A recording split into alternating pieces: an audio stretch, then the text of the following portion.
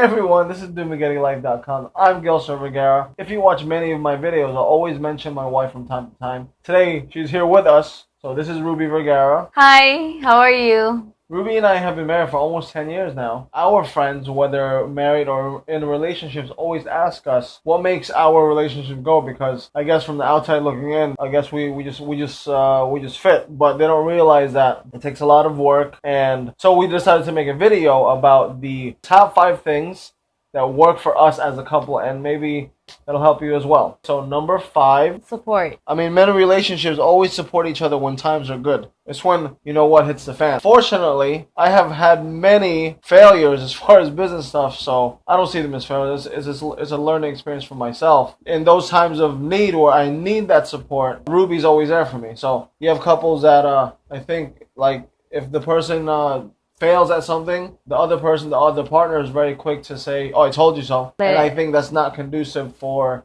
a successful relationship in anything, whether it's business or obviously marriage. You have to show your partner that you're gonna be there every time. Because we both like business minded. Ideas we have, we're gonna talk about it. Which one is the good one? Each one of us like support each other to get that idea. The main thing is that when it comes to emotions or up and down times, we have to be there for each other. That leads us into number 4, Compromise. being in a relationship, especially like a long-term relationship, whether married or not. It's almost like being in a business meeting. Usually what ends up happening is people, they have their wants, you have your their wants, opinions. you come meet in the middle, and then hopefully everybody will leave the table happy. Like if you have a decision to make, you're gonna talk about it first. You're not gonna decide on your own, because like you wanna ask advice from your partner if he wants it, if he if he agree your ideas. Sometimes I won't get my way and she'll get hers, and vice versa. You as the partner have to be not prideful enough. You have to recognize your other partner that, wow, this person might have a great idea or a better idea for that situation. It's more finding the fastest solution for that problem, for that issue. Okay, number 3. Number 3, understanding. Number 3, coming into a relationship, I am far from perfect. She's far from perfect. So understanding the situation where we're going to have faults coming into the relationship. You're dealing with one person for long periods of time. So it's like you have to get to, she has to get used to my little things, stupid things that I do, and then I have to get used to her stuff. So you're gonna understand your partner, like don't be like be prideful, or you're not gonna put yourself like, well, I'm the man, so I'm gonna, but you're not gonna do that. So else I'm a woman. And understand why she does these things or whatever have you. You're gonna fight all the time if you didn't understand each other. So those are small things that play a big role. There's a saying in Filipino: the man is the head of the family, but the woman is the neck. Try to move your head without moving your neck. Try to go this way and try not moving your neck. It's impossible. Number 2, trust, which is, it's very high on our list, right? It's very high. Obviously, you gotta trust the person. Number 2. Not just infidelity. You're talking about trusting them to a very large degree with your life. Like we have to be able to take that leadership role from time to time, and fully be comfortable with, if you're going this way, I'll follow you. I trust that you're doing the best for our relationship. Yeah, even if the best friend or your family, and especially your partner, if you're not gonna trust your partner, you're gonna end up like fighting all the time. If you don't have trust in a relationship, it's like a parasite. And Bisaya is like a lamok, koto, or it's gonna suck the life out of your situation there. Like when you build your house, right?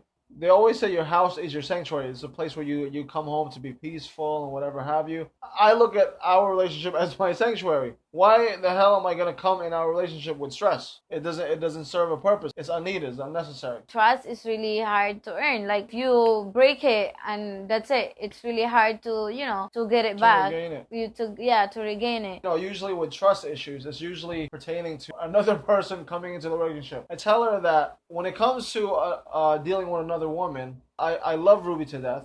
I respect her. I appreciate her. Thank you. I love everything, right? But you have to realize this. If I take on another woman, I got to deal with this lady for how long, and you know what's going to end up happening anyway. I'm just going to have fun with her or whatever. The problem is that lady might want to become the main piece, like my wife. Now she wants to be treated like my wife or whatever have you. It's not happening. And on top of that, it's gonna ruin the trust and the bond that we have with my wife. Obviously, when we got married, I didn't make a promise to her. Really, I made a promise to God. That's one thing I really hold close to my heart. Like I tell her many times, I'm like, if I mess up with you, you can just leave me and go ahead and run on with your life. But when I'm not in this world anymore, I gotta deal with the power above, and I'm not willing to face that. I'm not gonna do it. I'm not gonna take that risk. When I was at that altar, my zone was I'm making a really serious lifelong promise to God. This is my priority. Okay, this is my priority. It's God, my family, which includes Ruby, and then my business. I mean, me personally, my faith in God is way higher than Ruby comes second to that, because this is the ultimate where at my end road, wherever I end up, I'm gonna face my judgment. The number one thing that's on top of our list that makes our relationship work is being best friend. It's very cliche in today's world now, where they say you have to marry your friend, but in reality, it's very true. Essentially, when I look at our relationship, we spend time together. You know, we go out together. We share our stories together, our lives, our ambitions, our faults, and things that we need to fix.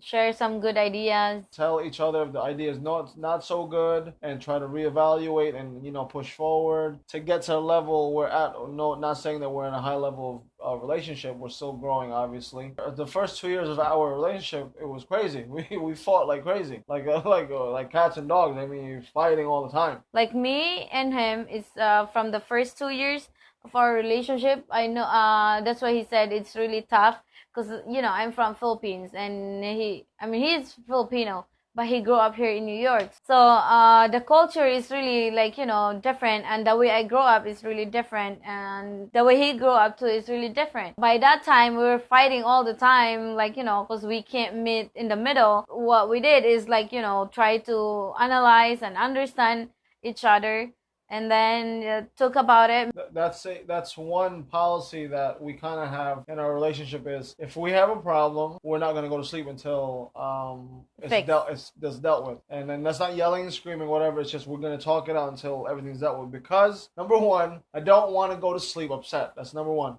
Nobody's worth it for me to go to sleep upset. Number two, when you're used to having a type of situation where you just keep it in, you keep it in, and one day you're gonna blow up. Yeah, I can make a mistake and not do the laundry that day or wash the dishes, and then it's a time bomb. So that little trigger happens, and then it blows up, and then you're left with saying to your brain or to yourself, like, what the hell? Seriously? Just for dishes? It can get very crazy very fast if you have all that stuff pent up. You make sure you talk about it before you go to sleep. Like some other people, oh, I'm tired, I don't want to talk to you. Face your problem, face it, so that you're gonna get a solution right away. It was worth it, because the first 2 years, I think we discovered how we are as people. We interacted so much with each other every single day that we were almost forced to just right away recognize our faults, and if either one of us was willing to keep the relationship going. So once again, those are our top 5 things that we believe that work in our relationship. So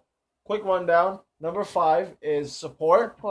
Number 4 is compromising. Number 3 is understanding. Number 2 is trust. And the last one is best friend. Being best friend. Being best friend. That 5 things, that's how all our love evolved. Why we are the way we are now. Yeah. I think it did help that both of us are business minded. We are of like mind. Both of us almost have the same drive to become successful, and hopefully, God willing, give each other the life that we both deserve. We're a very young couple. We still have time to grow. We're still discovering ourselves. So you've been together for a long time. Give us advice. Give us some other things that might work, or what has worked for you if you've been in a long-term relationship. We're very open-minded. We can always implement that in our relationship, to make it better, because I believe that every relationship, whatever perspective it is, across the board, has to flourish. Relationship cannot be up here and then slowly it becomes doo-doo. The way she smiles and enjoys herself when we laugh, I want her to be that way when she's 80 years old. I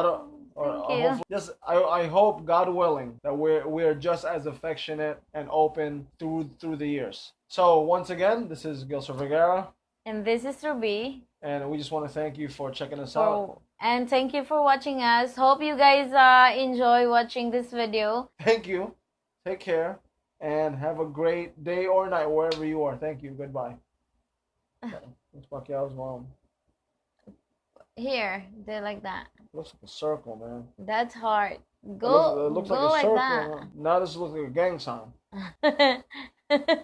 Fix your thing. That looks like a gang sign right No, that's the heart. now. You can't really see it right there. Yeah, that's the heart. Well, that's a weird looking heart. Heart attack. Okay, you're crazy. I think that's it. Okay.